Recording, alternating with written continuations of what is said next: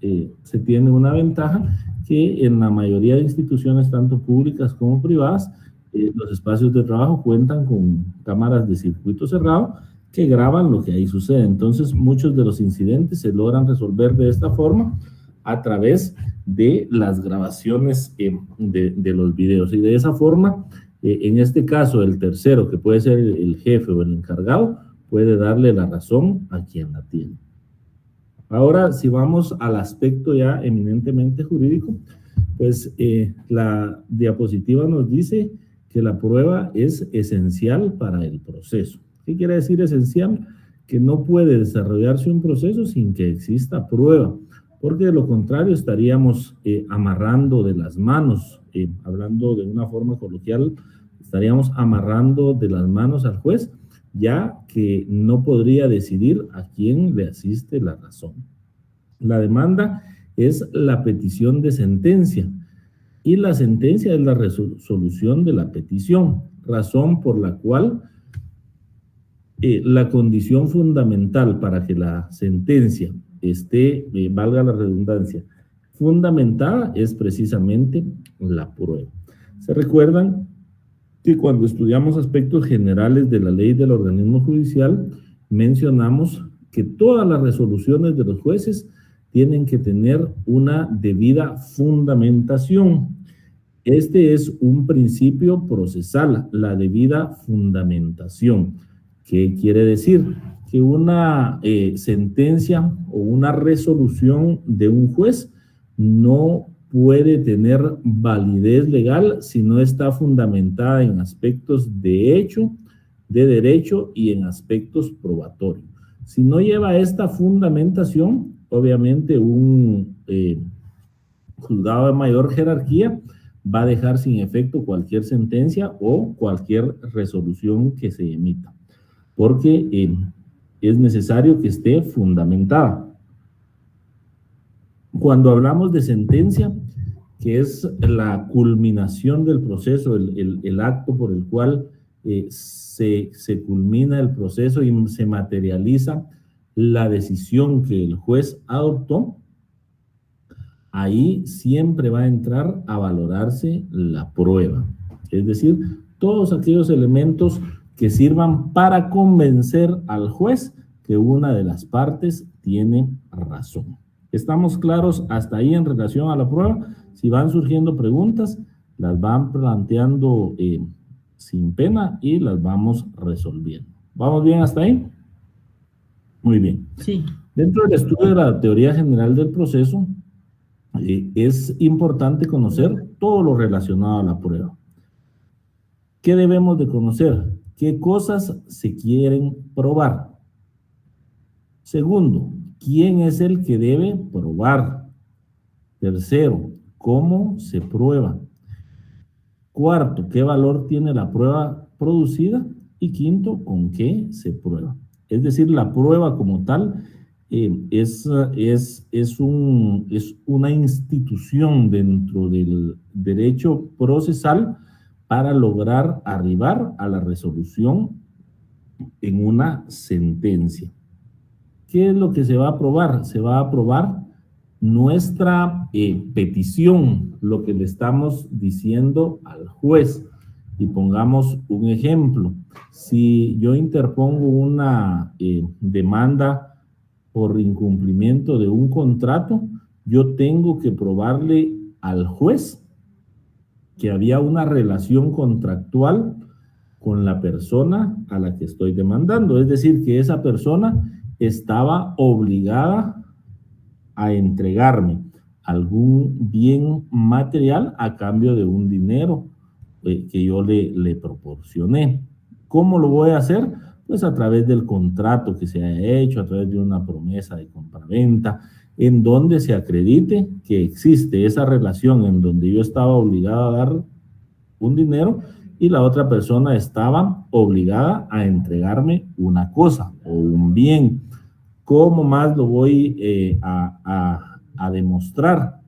Pues legitimando mi participación o legitimando mi facultad de poder intervenir dentro del proceso.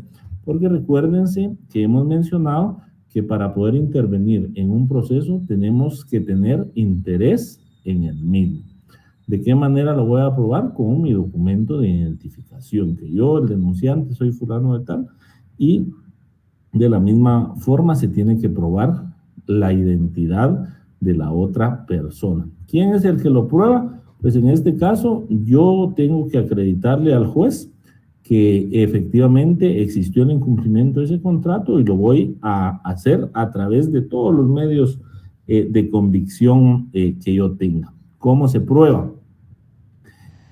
Se puede probar de diferentes maneras, existen diferentes medios de prueba.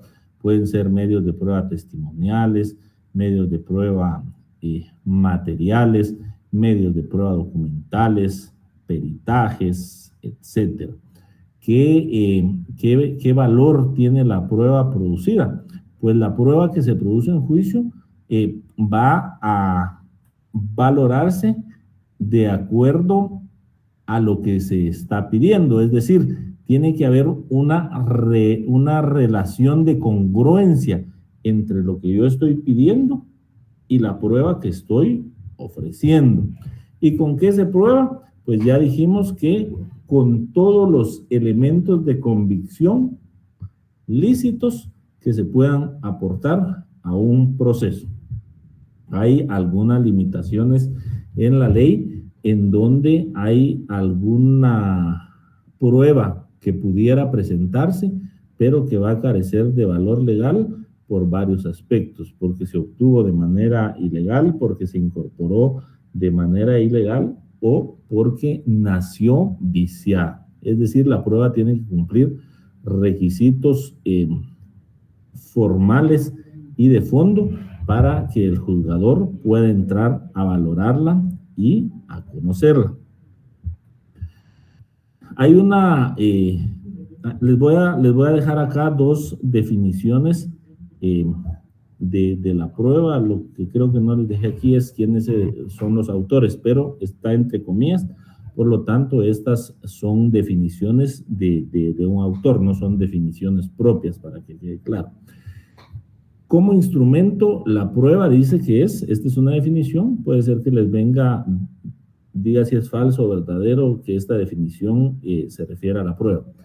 Es aquel medio para patentizar la verdad o falsedad de algo. Quiere decir que la prueba va a ser ese instrumento legal dentro del proceso para que podamos determinar si lo que pide el demandante es verdadero o si lo que exige o lo que alega el demandante es falso o es verdadero. Y también dice que como procedimiento es aquella actividad de carácter procesal cuya finalidad consiste en lograr la convicción del juez o tribunal acerca de la exactitud de las afirmaciones de hecho operadas por las partes en el proceso. Entonces, lo podemos ver desde el punto de vista instrumental y desde el punto de vista procedimental. La segunda definición es bastante interesante porque ahí ya nos habla que la prueba tiene un carácter procesal y básicamente sirve para convencer que el juez, que en el juez exista esa convicción, esa seguridad que lo que le están afirmando es verdad, y eso es lo que va a dejar plasmado en su veredicto, en su sentencia, donde tiene que hacer una relación de los hechos con los elementos de prueba que acreditan la certeza de lo que él está resolviendo. Obviamente, la contraparte, la parte demandada, puede y tiene derecho también de presentar su propio medio de prueba. Hay dos aspectos importantes de manera general que creo que no están en la presentación, y es en relación a la libertad de prueba que existe, que se puede probar. Anótenlo si quieren, la libertad de prueba consiste en probar todos aquellos hechos con medios que sean obtenidos de manera legal. Y segundo, hay un principio que se llama el principio de mancomunidad de la prueba, que básicamente se refiere a que independientemente de quién sea la parte que ofrece el medio de prueba, no significa que la otra parte no la pueda utilizar para desvirtuar las afirmaciones del primero. Es decir, cada uno presenta su prueba, pero eso no limita a que el demandado en su momento pueda utilizar para su propia defensa los, los medios de prueba que han sido presentados por el demandante y viceversa, que el demandante también puede utilizar para sus alegatos y sus afirmaciones los medios de prueba que han sido presentados por la parte demandada. Esos dos anótenlos porque quizá va a ser una pregunta de examen y eso sí recuerdo que no está en la presentación que les vamos a enviar. La prueba, como lo mencionábamos, tiene un objetivo. Vamos a ver. Soemia Adinora, dígame. Licenciado, ¿podría repetir qué es libertad de prueba? Disculpe. Libertad de prueba. Mencionamos libertad de prueba o libertad probatoria. Significa que las partes pueden valerse de todos los medios legales para poder acreditar sus afirmaciones y demostrar los hechos plasmados en la demanda o en el proceso.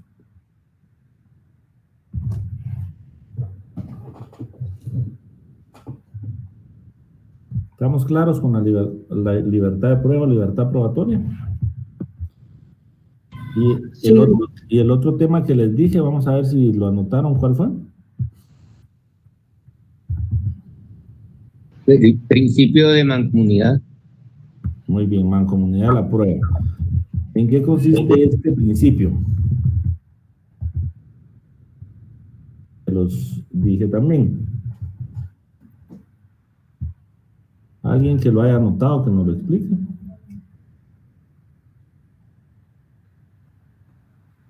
Licenciado, yo entendí que tanto el demandante puede utilizar las pruebas del demandado y viceversa, no sé si es así. Muy bien. Efectivamente, este principio es que la prueba no pertenece a quien la ofrece o quien la otorga, sino que puede ser utilizada por todos los sujetos procesales. Muy bien, no importa quién presente la prueba, puede ser utilizada por todos los sujetos procesales. ¿Estamos claros ahí?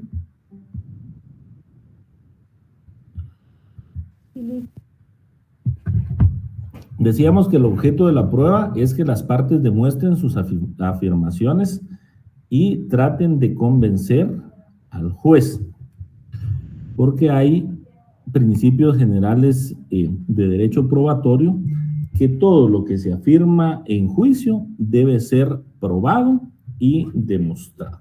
Solo regálenme un minutito.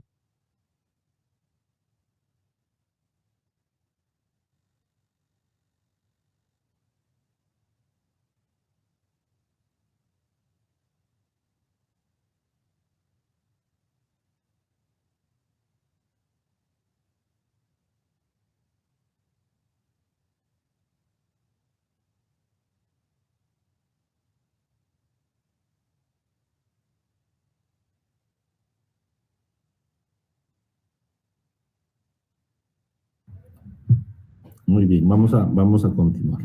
Decíamos que hay un principio dentro del derecho probatorio y este consiste en que debemos de tener presente que todo lo que afirmamos en el juicio debe ser probado y demostrado. Voy a hacer un ejemplo para que ustedes lo comprendan mejor en relación al derecho penal. Cuando finalmente se llega a la etapa del procedimiento intermedio, en donde ya el juez entra a estudiar el escrito de acusación, la acusación se divide en varias partes, pero una de las partes fundamentales es la relación clara, precisa y circunstanciada de los hechos. ¿En qué consiste esta parte?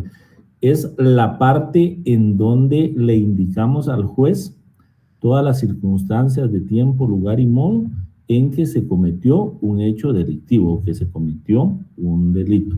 Por ejemplo, tomemos el caso de una persona que fue ligada a proceso por el delito de homicidio, y en nuestra acusación vamos a indicar que el señor fulano de tal, el día tal, a tales horas, en tal dirección, cuando se conducía a bordo del vehículo placas de circulación tal, tuvo un incidente de tránsito con el señor fulano de tal, y después de una acalorada discusión, saca un arma de fuego que portaba y le realiza 2 disparos, los cuales impactan en la cabeza de la persona, y ésta fallece por heridas de proyectil de arma de fuego. Esa conducta es antijurídica y encuadra dentro del delito de homicidio porque le dio muerte a una persona. Cada uno de esos hechos que yo les acabo de mencionar de manera sintetizada deben de ser probados. ¿Cómo voy a probar cada situación? Bueno, si la aprehensión fue en flagrancia, la declaración de los propios agentes captores me va a servir para acreditar el día y la hora de los hechos. Si en el escenario criminal habían cámaras de seguridad, las cámaras van a servirme también. Las cámaras tienen, recuérdense, hora y fecha, van a servirme para acreditar al juez que a esa hora y ese día sucedió ese hecho. Si yo estoy indicando que la persona se conducía a bordo de un vehículo, tengo que acreditar la existencia de ese vehículo. ¿Cómo lo voy a hacer? Pues con un desplegado de vehículos que me va a otorgar la Superintendencia de Administración Tributaria, en donde consten los datos del vehículo. Ahí me va a decir, si yo puse que era un vehículo tipo pick-up color azul, esa información tiene que acreditarse con el informe que me dé la Superintendencia de Administración Tributaria en relación a los datos del vehículo para las especificaciones del vehículo. Muy bien. Fíjense que debemos de ser muy cuidadosos porque hay algunos fiscales que se amplían demasiado en la acusación y sin tener la certeza, por ejemplo, indican que se conducía en un vehículo de su propiedad, pero puede ser que ese vehículo no sea de su propiedad, que sí coincida el vehículo, pero él no sea el propietario, que sea un vehículo arrendado, que sea un vehículo del trabajo. Entonces, por eso dice que todo lo que afirmamos en juicio debe ser demostrado y debe de ser probado. También tenemos que establecer el móvil. Y yo indiqué en el caso supuesto que les mencionaba que este hecho sucede por un incidente de tránsito. ¿Cómo lo vamos a acreditar? Puede ser a través de la declaración de testigos que observaron que todo inició porque no se querían dar vía y la discusión fue subiendo de tono. Puede ser a través de las mismas grabaciones que pudiéramos encontrar en el escenario criminal en donde nos acredite que hubo una discusión, que hubo insultos previos. Me va a servir también la documentación que se realizó en el escenario criminal, en donde se procesó la escena por parte de los peritos del Ministerio Público, en donde pueda demostrar que uno le había atravesado al otro, la posición en que llegaron los carros, etcétera. Con eso le estoy acreditando al juez que hubo un móvil, porque en los delitos puede haber un móvil. No puedo decirle, mire, él lo mató, ¿y por qué lo mató? No sé. Tiene que haber un móvil. Si yo estoy indicando que esta persona murió por heridas de proyectil de arma de fuego en la cabeza, díganme ustedes con qué medios de prueba acreditamos esa situación. A ver, Soemia.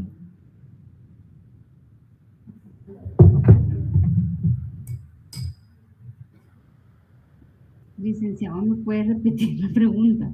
¿Cómo acreditaría usted ante un juez, si usted fuera fiscal del Ministerio Público, cómo le acreditaría al juez que esa persona, porque usted dice que esa persona murió por heridas de proyectil de arma de fuego? ¿Cómo acreditaría esa situación?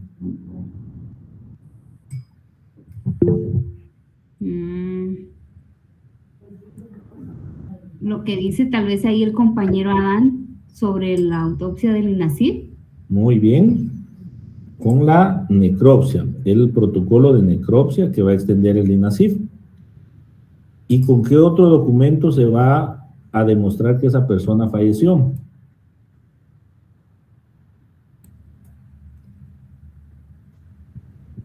Acta de defunción. Muy bien, con el certificado de defunción. Recordemos que el estado civil de las personas o el estado civil de las personas es en el derecho penal el único requisito que sí tiene prueba cerrada, y es decir, el nacimiento, la muerte, el matrimonio tienen que estar acreditados por un certificado, no hay otra forma, independientemente que en la necropsia el médico indique que realizó la necropsia de un cadáver de tales características y encontró tales hallazgos. Los jueces, la única forma que van a acreditar la defunción de esa persona es a través del certificado de defunción. ¿Qué otros medios de prueba vamos a utilizar? Dijimos que utilizó un arma de fuego, tenemos que probar que se incautó el arma de fuego en caso fuera así. Se va a hacer el dictamen balístico en donde un experto del INASIF va a concluir si el arma de fuego estaba en condiciones de disparar, qué tipo de arma de fuego era. Se va a hacer un cotejo balístico en donde se van a cotejar los casquillos y las ojivas que pudieran estar en el cadáver y establecer si esos casquillos y esas ojivas fueron disparadas y percutadas por el arma de fuego que se le incautó a la persona acusada. Entonces, si nos damos cuenta, ahí tenemos prueba documental, tenemos prueba científica, tenemos prueba material, y entonces la afirmación que le estamos haciendo al juez, él va a tener la certeza de determinar que efectivamente esa persona le dio muerte a la otra por un móvil que fue una discusión en la calle. Nos queda claro que todo lo que se afirma en juicio debe ser probado y demostrado.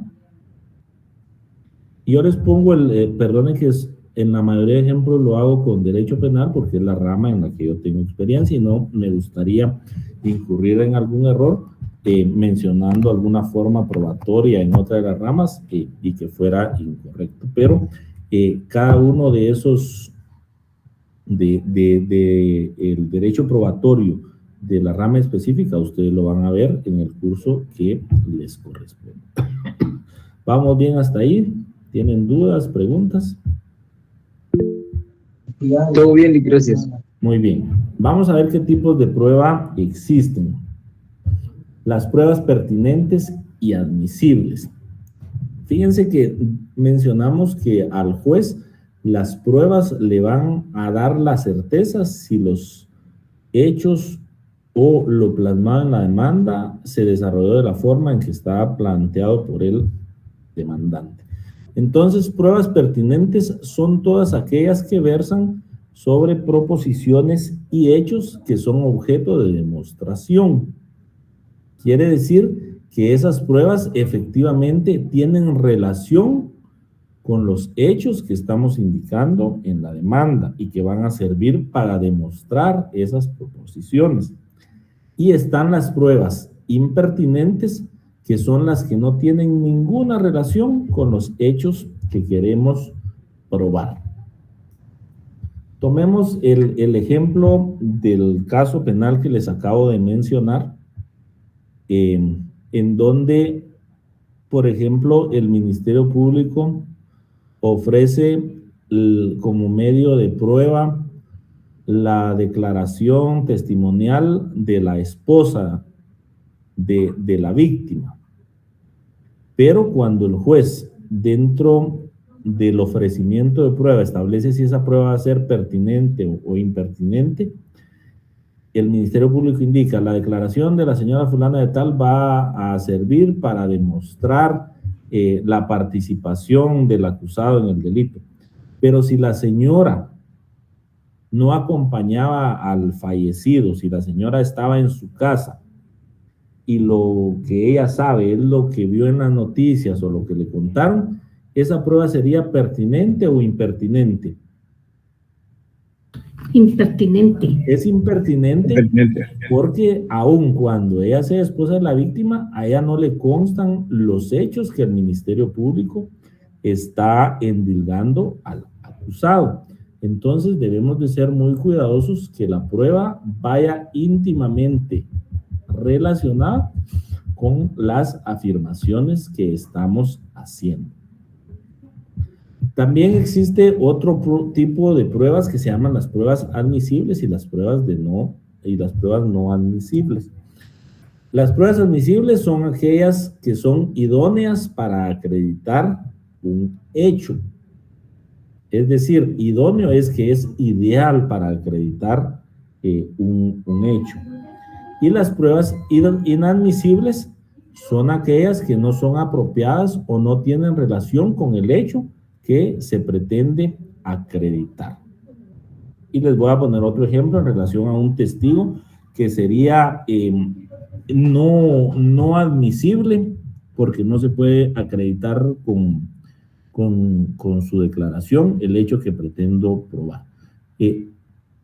En dado caso al Ministerio Público, por un olvido, se le olvidó pedir la información a la Superintendencia de Administración Tributaria en relación al vehículo, no va a pretender probar con un testigo los datos del vehículo, un testigo que pudo haber visto que era un pick-up de color azul, porque el medio idóneo para probar la existencia del vehículo es un medio documental en donde a través de un registro oficial están los datos del vehículo o con el propio peritaje que se hiciera del vehículo. Es decir, cada afirmación que hagamos tiene que ser acreditada con medios idóneos, porque de lo contrario van a ser considerados inadmisibles, ya que no tienen relación con el hecho que se pretende probar. Otro ejemplo, dentro de este caso ficticio que mencionamos, indicamos que había un arma de fuego. ¿Quién nos puede acreditar o qué institución es la que nos va a informar que el arma de fuego pertenecía al acusado? ¿Qué tipo de arma de fuego era? DIGECAM. Muy bien, si el arma tenía registro, va a ser la DIGECAM. Pero si al Ministerio Público nuevamente se le olvida pedir información del arma de fuego, no puede pretender que las características del arma las diga un testigo que vio el hecho. ¿Por qué? Porque un testigo que no tiene expertise en arma, que no tiene el registro oficial de las armas de fuego que están debidamente documentadas en la DIGECAM, no puede indicar si se trataba de un arma de fuego tipo pistola, un arma de fuego tipo, ¿cómo se llama la otra ustedes? Hechizas. ¿Perdón? Las hechizas, licenciado.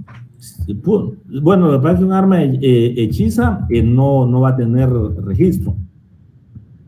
Armas de fuego tipo pistola, la otra es un arma de fuego tipo revólver, un rifle, una escopeta, etcétera, porque esas sí están, gracias por la respuesta, esas sí están registradas en la DIGICAM. Entonces, las pruebas para que puedan tener la característica de pertinente y de admisible tienen que tener relación directa con los hechos que se pretenden probar. Veamos la clasificación de la prueba. Hay pruebas directas o pruebas por percepción. Las pruebas directas son aquellas por las que el juez constata por sí mismo el hecho sujeto de un litigio. Por ejemplo, un reconocimiento judicial. ¿Por qué es una prueba directa? Porque ahí el juez, él de manera personal va a establecer el hecho que se pretende probar. Hay otro tipo de pruebas que son las pruebas por representación. Las pruebas por representación es, por ejemplo, a través de documentos de prueba documental o de declaraciones testimoniales, puede constatar un hecho pasado en el presente, es decir, él puede reconstruir mentalmente de qué manera sucedieron los hechos que están plasmados en la demanda. La prueba por representación se divide en prueba documental, prueba por representación a través de personas ligadas a proceso, por ejemplo, la declaración de una de las partes, por representación a través de terceros o no ligados a proceso, que son los testigos. Los testigos, ellos no están ligados a proceso, pero sí van a informarle al juez los hechos que le constan en relación a la demanda o el proceso que se esté llevando a cabo. Están también las pruebas por inducción o deducción. Estos son los medios probatorios a través de los cuales el juez llega a comprobar los hechos que han sido sometidos al litigio mediante la inferencia que el juzgador extrae de los hechos probados en auto. Aquí es donde ya empieza a utilizar los principios de razonamiento y de lógica. Obviamente, la inducción o la deducción tiene que estar debidamente fundamentada. Ahora vamos a ver de manera general a quién le corresponde probar. En principio, esta sí, anótenla porque yo me recuerdo que sí es pregunta de examen. Esta sí, hoy precisamente la redacté. La carga de la prueba. Así que los que asistieron el día de hoy ya tienen una pregunta segura. Los que no asistieron, pues lamentablemente no van a poder anotar. La carga de la prueba. El principio general de la carga de la prueba cabe en dos presupuestos. El primero en materia de obligaciones. El actor prueba los hechos que suponen la existencia de la obligación y el demandado los hechos que suponen la existencia de ella. Y en materia de hechos y actos jurídicos, tanto el actor como el reo prueban sus respectivas proposiciones. Entonces, para ustedes que asistieron el día de hoy, de una vez el premio. La pregunta, si no mal recuerdo, está redactada. El principio general de la carga de la prueba cabe en dos presupuestos, en materia de obligaciones y en materia de hechos y actos jurídicos. ¿Esta afirmación es falsa o verdadera? La respuesta es verdadera. Así que ya les regalé ahí creo que 2 puntos. Y ese es un premio por haber asistido a la clase del día de hoy. Vamos a ver así rapidito qué medios de prueba se pueden incorporar al proceso. Dentro de los medios que se pueden incorporar al proceso tenemos la declaración de las partes, el reconocimiento judicial, los documentos, las presunciones, dictamen de expertos y los medios científicos. Obviamente, todos estos tienen que ser obtenidos de manera legal. Por ejemplo, la declaración de testigos debe ser sin coacción, sin amenaza, sin vulneración de ningún derecho. Los documentos tienen que haber sido obtenidos de manera lícita, es decir, si un documento se necesita autorización judicial para obtenerlo, se debe contar con la autorización del juez contralor para poder presentarlo, porque si se presenta una copia simple o un documento que fue obtenido sin haber tenido la autorización del juez, obviamente es una prueba que ya nace viciada. Y de esa manera, todos los medios de prueba, esta anótenla también, esta no recuerdo si viene, pero les puede venir qué clases de medios de prueba existen de manera general. También otros medios de prueba son la prueba que se obtiene en el extranjero. Obviamente este tiene que tener todas las validaciones y pases de ley a través del Ministerio de Relaciones Exteriores, los hechos admitidos expresamente, los hechos admitidos tácitamente, el hecho notorio, los hechos que presume la ley y los hechos evidentes. 246, aquí vemos que hay por lo menos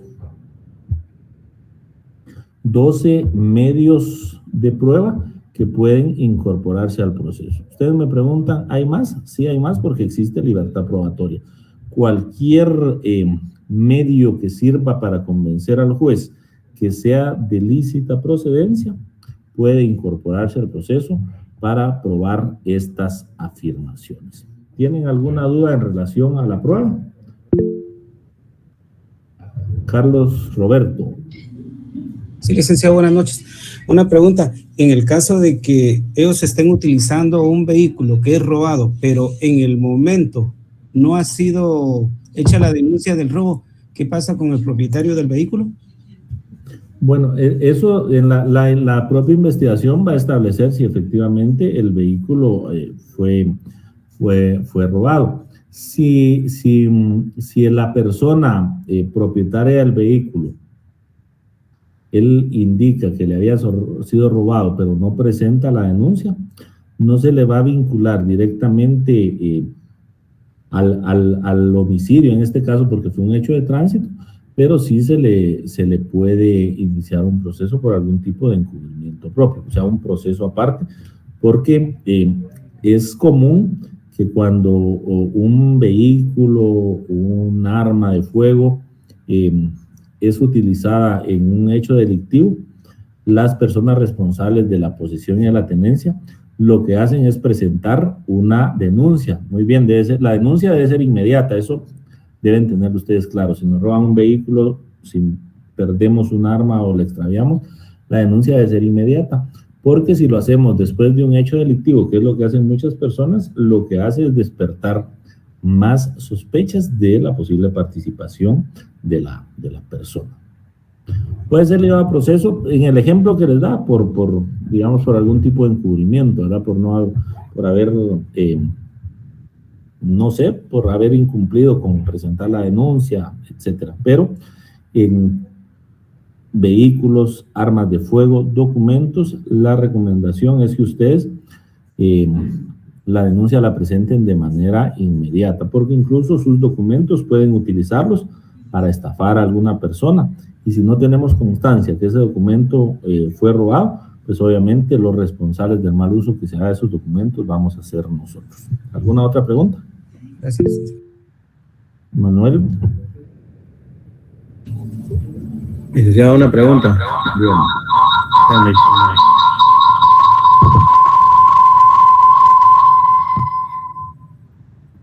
Bien.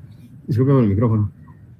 En un caso que pongan en una institución, le pidan a uno unas copias, que no es adecuado pedirlas, pero que la persona después se niega a entregarlas, son documentos personales que sí puede uno reclamar, ¿verdad?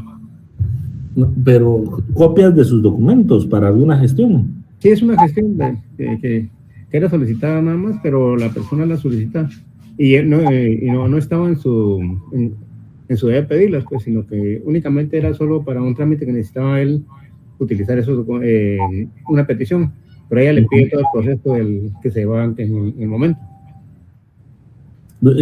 Tal vez no comprendo bien, pero digamos, para hacer algunos trámites, algunas gestiones, nos van a pedir copias de nuestros documentos, pero todos esos procesos ya están previamente establecidos, los requisitos que nosotros tenemos que llenar. Entonces puede ser que nos pidan copia de DPI, copia de certificado de matrimonio, etcétera. Así entiendo yo la pregunta. ¿Bueno? Así entiendo yo que si es legal o no que nos pidan copia de algún documento para hacer alguna gestión. Si supongamos que es un trámite que se lleva acerca de una escrituración de una propiedad del Estado. Pero en su momento se solicitaron unas carencias. Pero por las carencias la persona que se encontraba cubriendo el hora de almuerzo de la persona. Y de esos documentos que no era prohibido pedirlos. Pues. Bueno, entonces no estamos obligados a darlos. Por eso les digo que cuando hacemos un trámite en cada institución del Estado ya está establecido qué documentos tenemos que aportar. Incluso la mayoría de instituciones ahora dentro de sus portales web, ahí están los requisitos de documentos que debemos de presentar. Si nos exigen algún documento que no está dentro de ese listado, pues no estamos obligados a presentarlos. Si nosotros los entregamos, pues nosotros somos responsables de entregar un documento que no estábamos obligados. Sí, pero como en ese momento no había conocimiento de ese caso, entonces sí se puede solicitar esas copias de la persona que se les entregaron, porque la persona se niega a haberlas recibido. Y no lo que pasa es que si la persona que las entregó no tiene constancia de que las entregó un sello de recibido, obviamente se van a negar a dárselas. Ahora, si él tiene una constancia, un sello de recibido, pues sí puede hacer la gestión para que le devuelvan esos documentos. Pero como en ese momento la licenciada encargada del departamento dijo que sí podía accionar en contra de que si no aparecían en un registro de lo que uno estaba, de la petición que uno estaba haciendo. Sí, el problema es que si no existe registro va a ser difícil probar que le entregó esos documentos. Sí, porque no hay una petición, ¿no?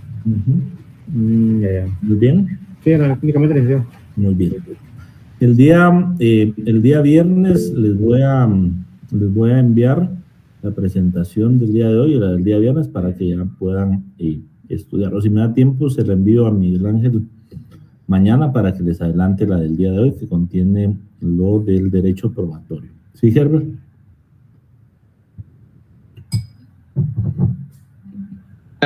Una pregunta. A la hora de referirnos al juez, ¿podemos referirnos como juez, como juzgador, como jurisconsulto, o no importa en la forma en que nos podamos referir? Esa es una. Y la otra, usted hablaba sobre las pruebas pertinentes, las impertinentes, las admisibles, las inadmisibles. Por ejemplo, el juez puede definir o dictar qué pruebas sí pueden ser parte del proceso y cuáles no. Por ejemplo, cuando una persona llega y dice, mire, es que sí creo, pero no estoy tan seguro que sea él. Por ejemplo, ¿esa prueba la puede desechar el juez o siempre queda como parte del proceso? Bueno, si estamos hablando de derecho penal, recordemos que el proceso tiene varias etapas y en la etapa preparatoria es la de investigación, en donde se va a establecer si esa persona realmente le constan los hechos, porque la prueba como tal, esa se desarrolla durante el debate, es en el ofrecimiento de prueba en donde él va a hacer esa calificación, si ese testimonio, si esa declaración es útil y si es pertinente. Si no es útil ni pertinente, obviamente la va a rechazar. Y en relación a cómo nos podemos referir al juez, pues podemos decirle juzgador, juez, jurisconsulto, creo que no, porque jurisconsulto va más enfocado a las personas que son estudiosas de las ciencias del derecho, pero señor juez, señor juzgador, siempre que sean formas respetuosas de referirnos a la persona que juzga. ¿Estamos bien hasta ahí? Muy bien. La última clase sí, nos vemos el día viernes. Voy a hacer todo lo posible porque les llegue esta presentación el día de mañana, así que les deseo a todos muy buenas noches, me da mucho gusto saludarlos y creo que solo nos vamos a quedar con las 2 personas que pidieron revisión de examen, ¿verdad? Así que a todos los demás, buen provecho y feliz noche. Feliz noche, licenciado. Buenas noches. Feliz noche. Gracias.